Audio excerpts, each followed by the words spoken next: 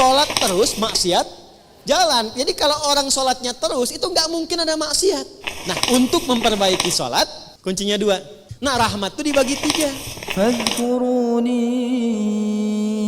adhkurkum washkuruli wa la takfurun.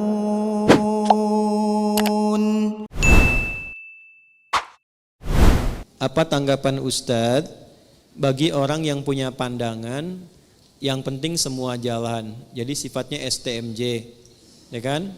Sholat tetap, maksiat jalan, ya. Bagaimana pandangan Ustadz? Yang pertama, justru ini menunjukkan tidak adanya konsistensi dalam beramal.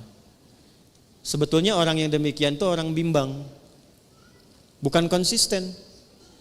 Sebetulnya orang yang demikian orang yang tidak punya pandangan, karena nggak punya pilihan hidup. Dan yang paling penting untuk digarisbawahi, ini poin pentingnya. Ini menunjukkan bahwa sesungguhnya orang-orang yang punya pola hidup demikian adalah orang-orang yang keadaan dirinya belum sehat. Kalau ada anak kurang baik, ya jangan naik level dulu. Usahakan konsisten sholatnya dulu, dimulai dengan subuh. Minta aja pada anak ibu, ya, minta kerjakan sholat konsisten 40 hari. Setelah itu terserah kamu. Tapi jamaah. Setelah itu terserah. Mau sholat silahkan, gak sholat silahkan. Mau taat sama mama silahkan, gak taat silahkan. Tapi mama minta 40 hari sholat aja dulu. Di masjid, setiap hari. Subuh sampai isya. Setelah hari ke-40, lihat apa yang terjadi. Saya punya pengalaman di Tripoli. Guru kami, seorang profesor, itu kedatangan orang tua, menyampaikan pesan anak-anak kami 3 orang, itu sholatnya sulit luar biasa. Dipanggil dengan halus anak-anaknya, ya abnai, anak-anakku sini nak katanya. Sekarang Syekh mau katakan, silahkan anak-anak mau gak sholat silahkan, gak taat sama mama silahkan, cuman minta satu dulu kerjakan, sholatlah selama 40 hari, tunaikan berjamaah di masjid, setelah itu bebas mau ngapain aja. Hari ke-40, yang satu berubah jadi baik luar biasa. Jangankan maksiat, untuk berkata yang kurang pantas pun dia gak punya kosakatanya. Yang kedua, naik turun, kadang baik, kadang tidak, kadang baik, kadang tidak. Yang ketiga, itu makin kacau. Dipanggil ketiganya, kata syekhnya, kamu yang pertama, kamu benar sholatnya 40 hari, dikerjakan dengan baik, dan tidak kamu tinggalkan. Yang kedua, kamu kerjakan, tapi kamu bolong-bolong. Kadang dikerjakan, kadang tidak. Kadang dikerjakan, kadang tidak. Yang ketiga, kamu ngumpet-ngumpet padahal kamu gak sholat. Ketiganya bingung lantas bertanya, kok Pak Kiai tahu katanya? Karena demikianlah yang tertuang diisyaratkan dalam Al-Quran. Tidak ada orang sholat konsisten kecuali merubah dia menjadi pribadi yang lebih baik. Maka tobatlah 2 temannya tadi. Keduanya menjadi lebih baik sampai sekarang mereka sahabatan dan menjadi ahli Al-Quran. Nah, orang yang sehat ketika dia mengerjakan sebuah amal soleh, maka ketika benar amal solehnya, amal soleh itu otomatis akan menggerakkan tubuhnya untuk mencegah dia berbuat salah. Ya, saya kan pernah cerita di sini juga kan, ada seorang kakek, ini bukan ustadz bu, saya ketemu orangnya, itu orang sederhana, mungkin viral di langit tapi mungkin tak dikenal di dunia.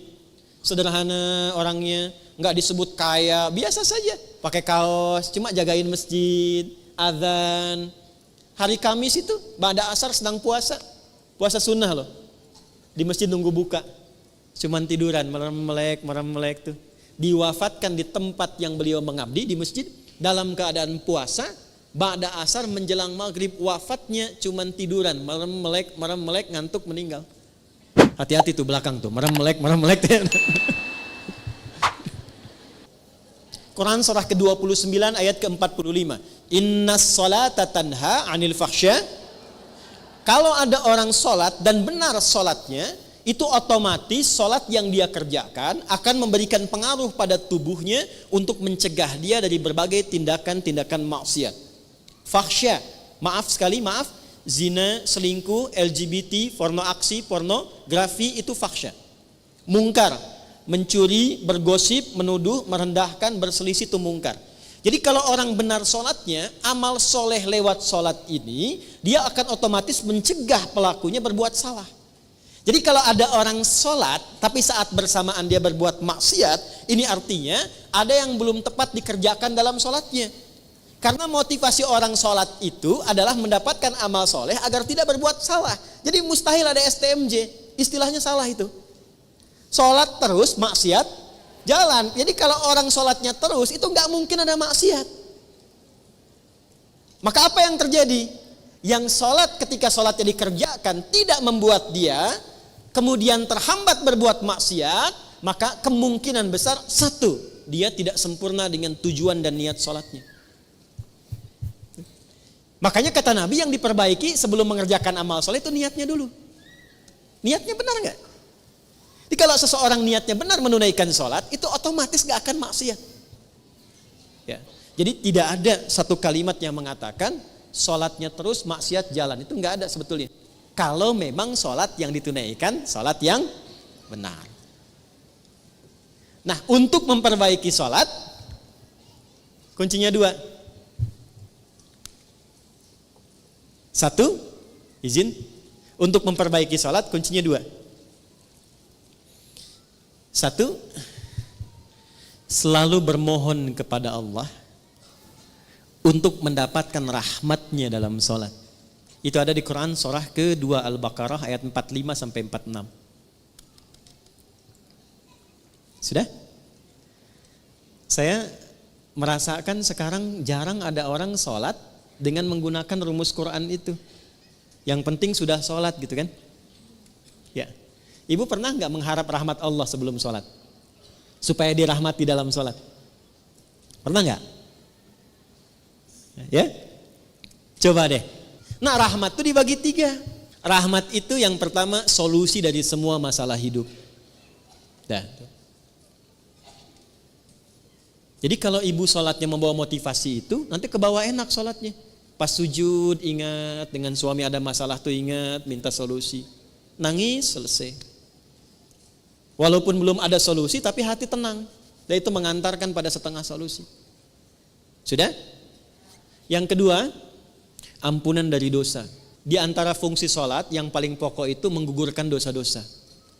Makanya Allah ingin dari pagi ke siang ada dosa, gugur dosanya. Dari siang ke sore ada dosa, gugur dosanya. Makanya ketika diwafatkan dosanya sudah hilang, tinggal pulang dalam keadaan bersih, digambarkan dengan kain kafan yang putih. Nah, itu fungsi sholat.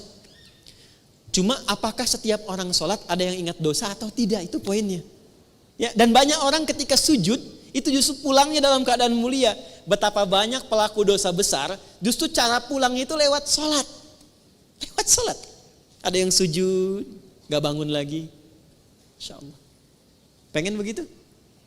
Nanti zuhur ya, kan sekarang masih ada waktu tuh. Ada yang begitu tuh. Kalau dia sholat mengingat maksiatnya, gugur maksiat, gak akan maksiat lagi. Gak akan maksiat lagi. Dan itu luar biasa indah. Yang ketiga, bagaimana caranya supaya saat sholat bisa mengingat ada kesalahan yang diampuni. Maka dibuka dengan bagian ketiga, perhatikan bagian ketiga. Sudah? Yang pertama tadi apa? Solusi, berarti jawaban dari doa kan? Yang kedua apa? Ampunan. Yang ketiga, rahmat itu dalam bentuk husnul khatimah. Bentuknya apa? Husnul khatimah. Kalau sudah bicara husnul khatimah artinya ingat wafat. Ingat apa? Karena itulah Nabi mengajarkan pada setiap imam saat akan mengimami, berbalik dulu kepada makmum menyampaikan kalimat ini. Para jamaah, kita akan sholat. Mohon hadirkan kehusyuan dan rasakan dalam sholat ini, mungkin ini sholat terakhir yang kita tunaikan dan boleh jadi kita akan wafat dalam sujud kita. Itu sunnah. Bahasa Arabnya, sallu salatan muwadda. Jamaah, jadikan sholat ini sebagai sholat perpisahan kita untuk bertemu dengan Allah Subhanahu wa ta'ala. Pernah nggak merasakan begitu? Nah, makanya imam tidak harus pakai bahasa Arab, karena ini bahasa yang boleh disampaikan dengan bahasa Indonesia. Jadi begitu sujud, coba rasakan bagaimana kalau saat ini adalah saat sujud terakhir dan seketika akan kembali kepada Allah. Itu kalau rasa itu dihadirkan, kenikmatan akan tiba, air mata mengalir, seketika taubat kita akan lahir.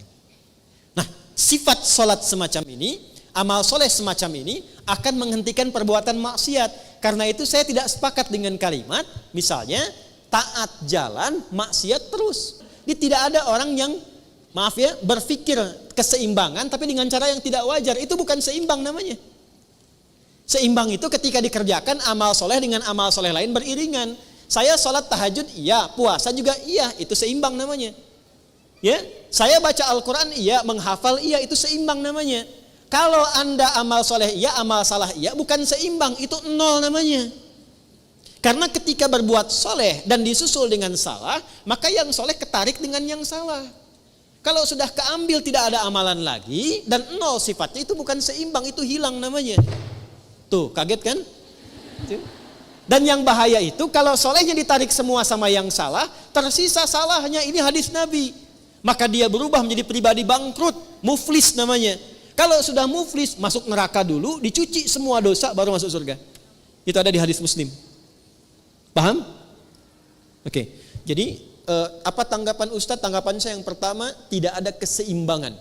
Sekali lagi, tidak ada balance antara amal soleh dan amal salah yang saat dilakukan dipandang sesuatu yang wajar dikerjakan secara bersamaan. Itu bukan keseimbangan, tapi itu sifat dari kerugian. Itu yang pertama. Yang kedua, tidak ada manusia yang selalu suci, selalu soleh selama hidupnya. Pasti pernah berbuat salah. Maka orang terbaik adalah orang yang berusaha memperbanyak amal solehnya untuk menutupi salahnya, bukan menyeimbangkan antara soleh dan salah sehingga merasakan hidupnya sejalan bersamaan. Jelas ya? Jadi kalau salah itu ditutupi dengan yang soleh, bukan ingin dijadikan sebuah kesimpulan berjalan bersamaan, itu keliru.